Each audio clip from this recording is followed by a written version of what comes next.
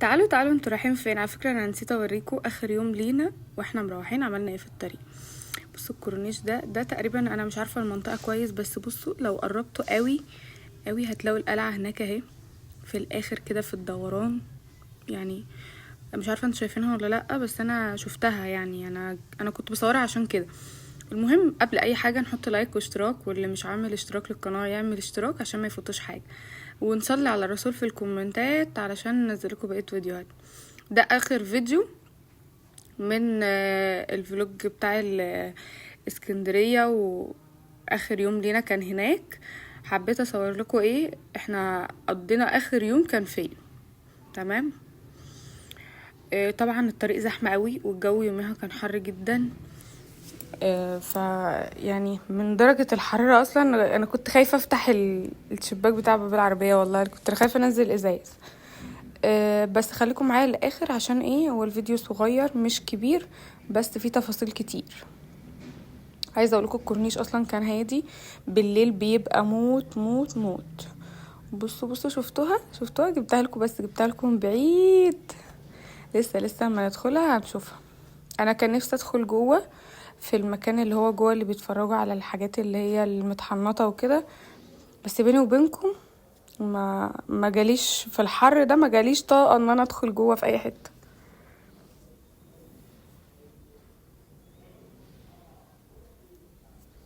بصوا المكان ده انا كنت فيه السنه اللي فاتت ما كانش فاضي كده، بالعكس كان زحمه، كان في حاجات كتير وحاجات غير كل مره بصراحه. بصوا جمال وحلاوه وحاجه اخر لذيذه والله العظيم. يعني بصوا المكان تحفه، هوا حلو في المكان ده، هوا حلو. بره بعيد اللي هو في الكورنيش واحنا جايين كده كان في شمس، اي نعم في شمس، بس هنا تحسكوا قريبين من المية قوي، في هوا. في حاجات حلوة كده، فانتوا شايفين اصلا انتوا مبسوطين بالمكان.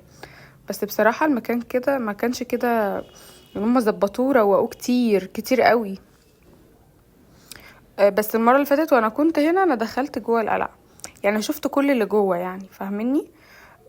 فانا بقى ايه قلت يعني بما ان بقى انا كده كده هروح. السنه اللي فاتت انا ما عملتلكوش فيديو هنا، انا اصلا يعتبر فاتحه القناه بقى لي سنه. ما عملتلكوش فيديو هنا.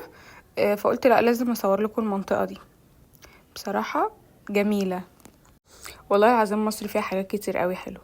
يعني مثلا اسكندريه دي من اجمل اجمل اجمل يعني الاماكن اللي انا شفتها بصراحه.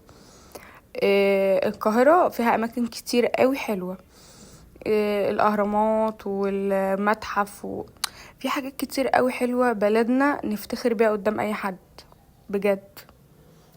فمش معنى ان هي مصر يعني مثلا 3/4 او مش عارفة مش قادرة احسبها بالظبط، فيها اعظم اكترتهم ناس من الارياف، بس الارياف بالنسبة لهم الاماكن اللي هم بينزلوا يتفرجوا عليها دي بتبقى عاملة زي السياح كده، بينزلوا بيتفرجوا على الحاجات الحلوة والاماكن الجميلة والحاجات اللي احنا نفتخر فيها ببلدنا. فدي من الحاجات الجميلة بصراحة اللي في مصر، تحفة تحفة تحفة من غير اي مجاملات والله. يعني تعالوا كده بصوا الاسكندرية فيها اماكن كتير قوي حلوة، فيها حاجات كتير قوي غير القلعة، فيها حاجات كتير قوي مميزة ومختلفة.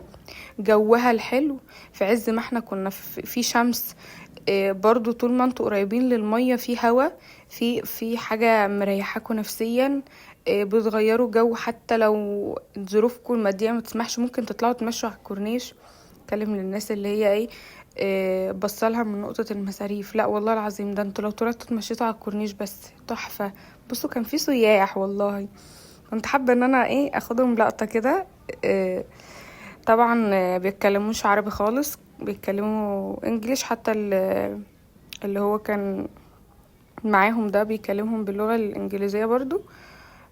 بصوا انا اخر مرة جيت فيها ما كانش المكان ده بالمنظر ده، ما كانش حلوة قوي قوي قوي كده بصراحة. بصوا كمان بيظبطوا الدنيا من بره، يعني بيطوروا فيها قوي، حلوة. طبعا ايه حبيت اخد لي صورة معاها كده، بس كانت الشمس مش عارفة ارفع عيني والله. فانا حابة اسيبكم تستمتعوا بالجو ده وما دوشكوش بصوتي. يعني انا نفسي افتح لكم الصوت بس في صوت هوا جامد مش مبين. بصوا الكوبري ده لسه بيتظبط طبعا، ما فيش، مش شغال. لو كان شغال كنت دخلت جوه وريتكم جوه عامل ازاي. يلا بينا بقى، لان اصلا احنا جايين الصبح وانا ما كنتش حابه ادخله الصبح بصراحه، حابه ادخله بالليل.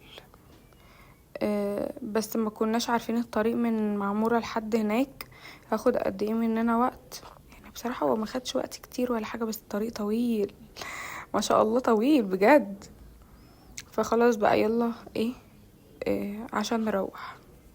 اتفقنا، يلا نروح، يلا يا ساره بقى، كفايه عليكي كده. بصوا ده تمثال هو ظهر عندي على الGPS، بصراحه نسيته. او تقريبا انا قلت اسمه في الفيديو ولا ايه، مش عارفه. بس حبيت ايه يعني اصور لكم الحاجات اللي هي اللي من جوه اسكندريه، مش من بره بقى. بصوا جوه اسكندريه، لا خلاص احنا كده مش في اسكندريه، احنا كده وصلنا متغمر خلاص في ثانيه. بصوا تكه كده واحده لقينا نفسنا فين، في متغمر. عايزين اكتر من كده؟ والله العظيم ما في اكتر من كده حلاوه. على قد ما الجو كان حر في اليوم ده قوي والموضوع صعب، على قد ما انا كنت مبسوطه عشان بشارك كل لحظه فيه في الفيديو معاكم. طبعا هو ده تقريبا هيبقى اخر فيديو لفيديو السفريه، فيديوهات السفريه هيبقى اخر فيديو. ف ممكن بقى ايه نبدأ بقى نرجع خلاص اجزنا وخدنا الاجازة، نرجع بقى ننزل فيديوهاتنا من الاول ان شاء الله. ما كنتش قصده والله ان انا ايه عايزه اطول لكم، يعني عايزه اسرع لكم الحته دي شويه بصراحه.